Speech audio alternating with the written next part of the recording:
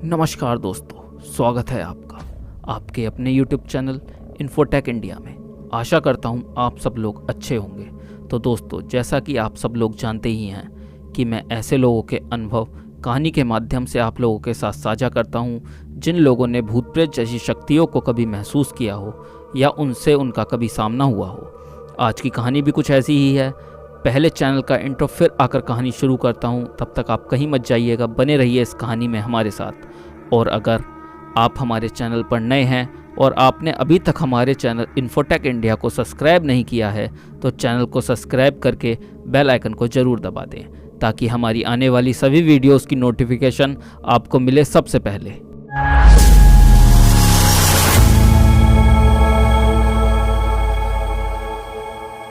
तो दोस्तों, कहानी शुरू करता हूँ। आज की कहानी एक ऐसी कहानी है जिस पर यकीन करना थोड़ा मुश्किल है।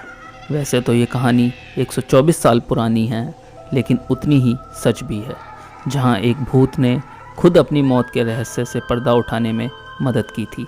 दरअसल मृतक महिला को उसी के पति ने बेहद शातिर तरीके से मार डाला था, लेकिन भूत ने सपने में आकर अपनी मौत के रहस्य को खोल दिया। दोस्तों, यह कहानी अमेरिका के वेस्ट वर्जीनिया राज्य के ग्रामीण क्षेत्र ग्रीन बियर काउंटी में आज से करीब 124 साल पहले घटी थी। इस काउंटी में इरास्मस एडवर्ड शू नाम का एक लोहार रहता था। उसकी 3 महीने पहले ही एल्वा नाम की एक महिला के साथ शादी हुई थी। जनवरी 1897 की रात एडवर्ड ने अपने पड़ोस के एक लड़के को काम करने वाली जगह से घर भेजा ताकि वह यह देख सके कि उसकी नई नवेली पत्नी को बाजार से कुछ चाहिए तो नहीं। जब यह लड़का ग्रीन बियर काउंटी में उसके घर के दरवाजे पर पहुंचा तो उसने एल्वा को सीढ़ियों के नीचे पड़ा पाया। एक पल के लिए वह लड़का ठिठक गया। उसे समझ नहीं आ रहा था कि अब वह क्या करे। उसने एल्वा को सीधा किया और चेक करने की कोशिश की कि आखिर हुआ क्या है। एल्वा का सर एक तरफ झुका हुआ था। पहले तो उसे लगा कि एल्वा शायद सो रही है। वह चुपचाप उनकी ओर बढ़ा और मिसेस शू कहकर उन्हें जगाने की कोशिश करने लगा। कोई जवाब न मिलने पर वह घबराकर वहाँ से दूर चला गया और अपनी माँ को इस बारे में बताया। पड़ोस में ही रहने वाली उस लड़के की माँ ने एल्वा को बेसुध पड़ा देख स्थानीय डॉक्टर मिस्टर जोसेफ और सरकारी अधिकारी जॉर्ज डब्ल्यू को बुलाया। सूचना देने के लगभग 1 घंटे बाद तक भी स्थानीय डॉक्टर मिस्टर जोसेफ घटनास्थल पर नहीं पहुँचे, लेकिन तब तक एडवर्ड शू वहाँ पहुँच चुका था। वह अपनी पत्नी के शव को वहाँ से उठाकर बेडरूम में लेकर गया। उसे नहलाया, कपड़े पहनाए और बिस्तर पर लेटा दिया। उसने अपनी पत्नी के मृत शरीर को एक ऊंचे कॉलर वाले कपड़े पहनाकर दफनाने के लिए तैयार किया और उसके चेहरे पर पर्दा डाल दिया। इस दौरान सरकारी अधिकारी और मौत के मामलों को देखने वाले स्थानीय डॉक्टर भी वहां पहुंच गए। उन्होंने मृतक महिला के शरीर की जांच शुरू कर दी। उस दौरान पति एडवर्ड शू अपनी पत्नी के सर को गोद में रखकर रोता रहा। जब डॉक्टर साहब ने एल्वा के सिर और गर्दन की जांच करने का प्रयास किया तो एडवर्ड शू नाराज़ हो गया और गुस्सा दिखाने लगा। डॉक्टर एडवर्ड शू को नाराज़ नहीं करना चाहते थे, इसलिए वे चुपचाप वहां से चले गए। उन्होंने एल्वा के बाकी शरीर की जांच के दौरान कुछ भी गलत नहीं पाया था। डॉक्टर जोसेफ कुछ हफ्ते पहले भी एल्वा का इलाज कर रहे थे, इसलिए उन्होंने मृत्यु के कारण को अचानक आई बेहोशी करार दिया। उन्होंने बाद में इसे गर्भावस्था से जुड़ी परेशानियों से जोड़ दिया। एल्वा के शरीर को लिटिल सेवल माउंटेन के उसके बचपन के घर ले जाया गया और दफनाया गया। ताबूत में भी एल्वा के सिर और गर्दन को शू ने ना तो किसी को छूने दिया और ना ही देखने दिया।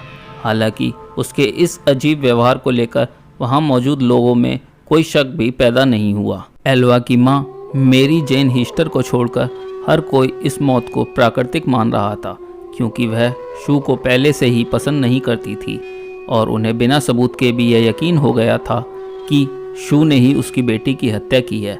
पर बड़ी बात यह थी कि सिर्फ एल्वा ही बता सकती थी कि उसके साथ क्या हुआ था।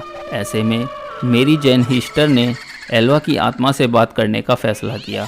उन्होंने आत्मा को बुलाने के लिए कई विशेष पूजा और प्रार्थनाएं शुरू कर दी।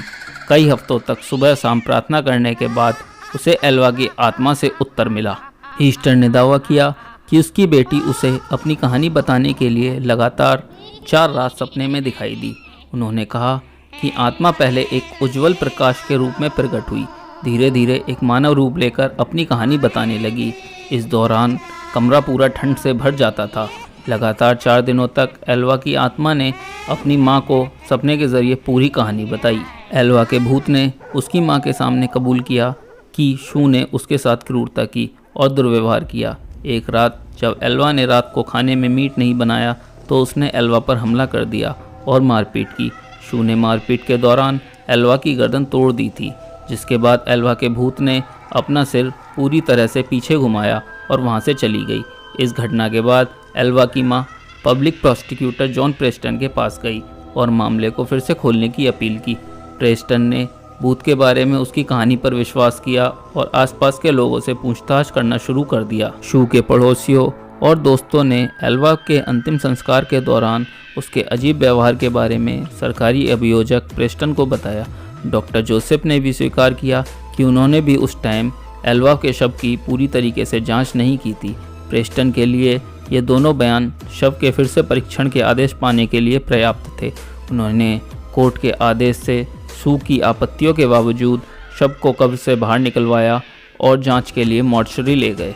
एक स्थानीय समाचार पत्र द पोकाहोंट्स टाइम ने बाद में रिपोर्ट किया कि गले पर उंगलियों के निशान पाए गए थे, जिससे पता चला कि एल्वा की मौत दम घुटने से हुई थी।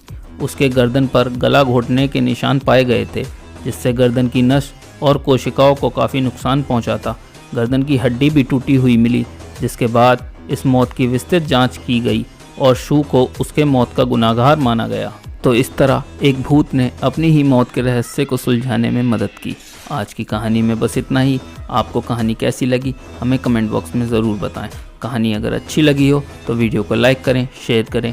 अगर कुछ पार्ट पसंद ना आया हो तो डिसलाइक भी कर सकते हो। और अगर आप भी ऐसी ही सच्ची घटनाओं की कहानियाँ सुनने के शौकीन हैं तो हमारे चैनल इन्फोटेक इंडिया को सब्सक्राइब करना ना भूलें। मैं मिलता हूँ आपसे किसी और वीडियो में किसी और कहानी के साथ। तब तक के लिए नमस्कार।